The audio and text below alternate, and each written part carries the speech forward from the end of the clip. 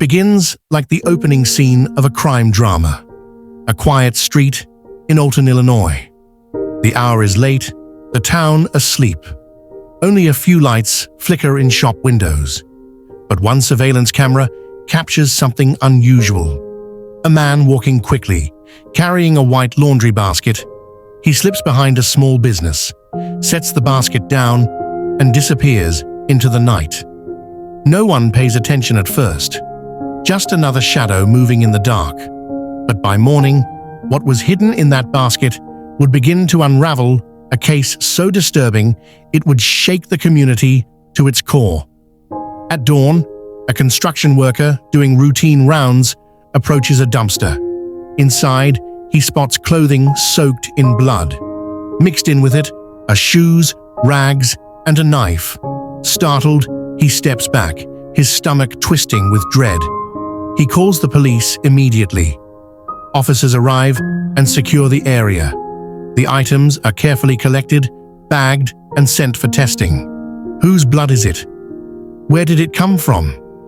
The knife looks like a kitchen blade, ordinary, but now connected to something far from ordinary. Later that same day, another call comes into the police department. This time, from an apartment just blocks away. A young woman's mother has gone to check on her daughter after failed calls and unanswered knocks. Inside, she finds a scene no parent should ever witness. The victim is Lisa Dodd. She is 8 months pregnant, and she has been brutally murdered. Detectives step inside the small apartment and freeze.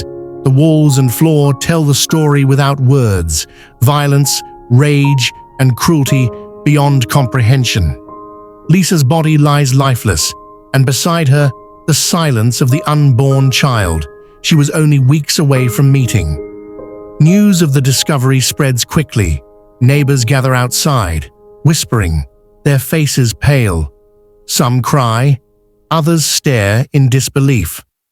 Alton is a town where everyone seems to know everyone, and Lisa was well known. She was only 27 years old, a devoted mother to her young daughter, and soon to be a mother again. Friends describe her as kind, warm, and protective of those she loved. But behind closed doors, Lisa had been struggling. Her relationship with her boyfriend, the father of her unborn child, was complicated and troubled.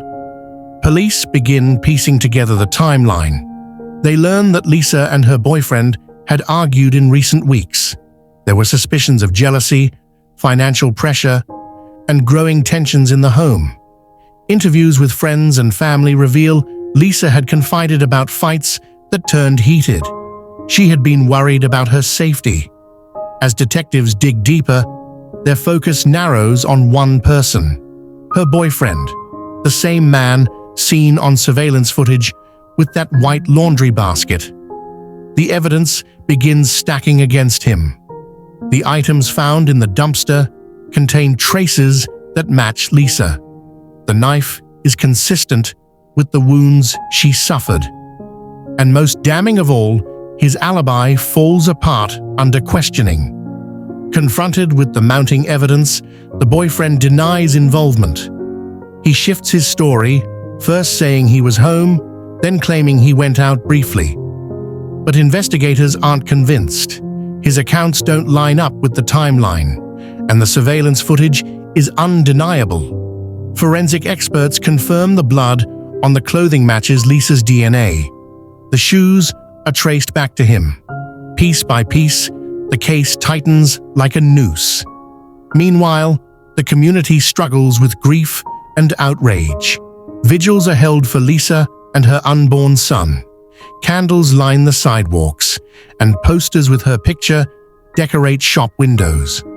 For many, it isn't just the loss of Lisa, it's the loss of 2 lives, taken in an act of senseless violence. Detectives continue to build their case, determined to secure justice. Witnesses testify about arguments, about Lisa's fear, about the troubled relationship that seemed to be spiraling out of control. It becomes clear This was not a random act, but a crime born of rage, resentment, and a refusal to let Lisa go. When the case finally goes to trial, the courtroom is heavy with silence. Lisa's family sits just feet away from the man accused of killing her. The prosecution lays out the evidence: the surveillance video, the bloody clothing, the knife, and the testimony of experts. They describe how Lisa fought for her life and how her unborn child never had a chance. The defense tries to cast doubt, but the facts speak louder than speculation. The jury listens, watches, and weighs every detail.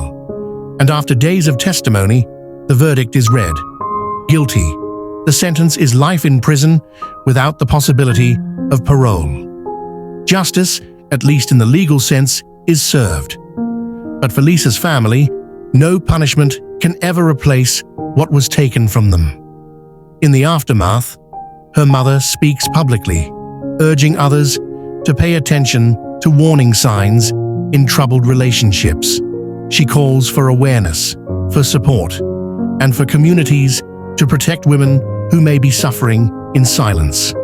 Lisa's story is remembered not only as a tragedy, but also as a warning, a reminder of how quickly love can turn dangerous and how fragile life can be. And so, the case of Lisa Dodd leaves behind a legacy of heartbreak, but also a call to action, to look closer, to listen harder, to never ignore the quiet signs of fear. Because sometimes those signs are the only chance to prevent another tragedy. This is the story of Lisa Dodd, her life, her love, and the night it all came to a brutal end.